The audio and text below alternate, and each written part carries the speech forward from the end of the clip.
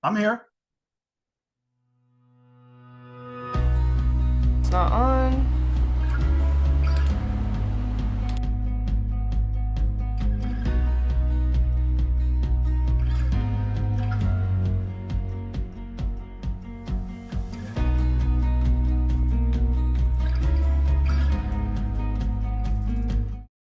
Hello and welcome, wonderful travel advisors. We are here for your last session with Mike Archer in your sales training certification class. And Mike put up the number 7. It's lesson 7 and 8, right, Mike? It is 7 and 8. Perfect. Seventh lesson, last two lessons, they go together. Wonderful. So welcome everybody. I hope you're still concentrating enough and not thinking about turkey and Christmas presents and stuff, at least not yet. So today we are in lesson 7. You should be on page 24 of the manual. And I just wanted to bring up a couple of these graphs ahead of time. So we are now on the manage your time triangle. We are now on the presenting your program and making the decision, and these two go together. All right. So we've paused, we've come back, we put together our presentation using all of our notes, and we've done our features, benefits, and proofs. Now it's time to go back and talk and sit down and talk with them. So again, in the science of the selling, here it is. It's your presenting and you're deciding.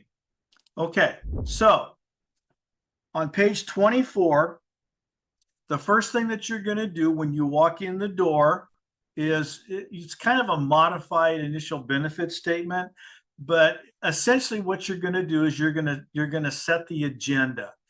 And you're always confirming in your mind what it is that you want to get accomplished, and your agenda helps you to do that. One of the things that always stuck with me when I started in sales is my boss, who was a really good mentor. He says, look, when you get into a class, when you get into an advisor or a classroom full of kids, tell them what you're going to tell them. That's setting the agenda. Tell them that's your presentation, and then tell them what you told them. That's your summary statement to get confirmation that this is what we're doing. So the agenda, tell them what you're going to tell them. And then you're going to do the next step, which is the 3-step model down at the bottom of page 24. This is how you tell them. Now, remember, I told you way back in lesson 4 that when you're asking questions, lessons 4 and 5, when you were asking questions, your inclination is you want to still start selling immediately, and that's kind of awkward. This is where you get to get your story out in a coherent, logical way that's going to make sense to them. And this is where the assertiveness gets flipped, where you expressives and drivers now get to get your story out because you like to tell stories, and we amiables and analyticals have got to switch over. We've got to now start being tellers rather than the people that ask the questions. So that's where you flip the switch on the behavioral styles. All right, so the 3-step model, it's very simple. Step 1, you just recall one of the needs. And if you remember in lesson 5, I told you if you were really on top of your game, you would get them to prioritize the first couple of needs, and that's where you would start. So what you would do is you would just say, okay, here's what we want to talk about. If you remember, we talked about this, and this was one of your top priorities. Do you remember that? Yes, I do. And then you make the presentation, remember, using your feature, benefit, and proof, which are precise and specific.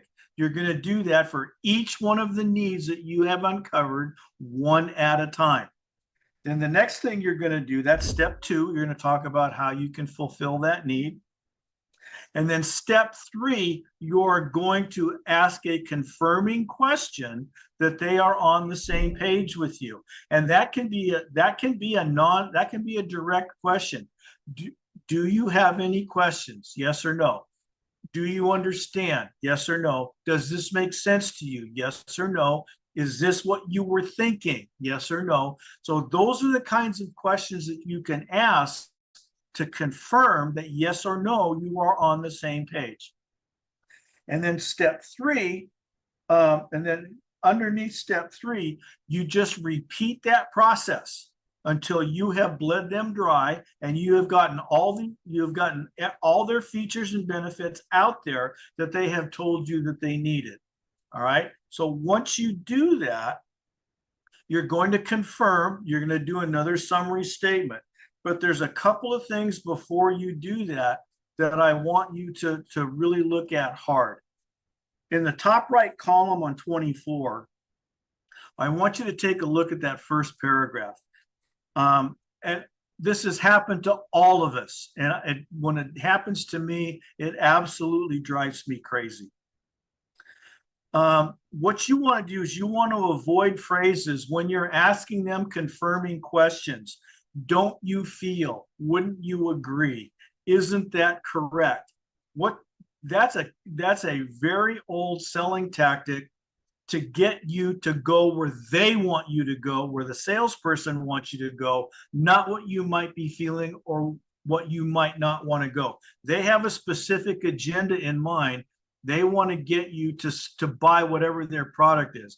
And you see this typically in retail stores like high-end furniture stores, high-end appliance stores. Car dealerships are famous for this. So be aware of that and just you don't want to do it, but have a prepared answer when somebody asks you that question where you don't go where they want to go, however that happens for you. All right, now down in the subheadline where it says consistent monitoring, I want you to highlight that entire paragraph.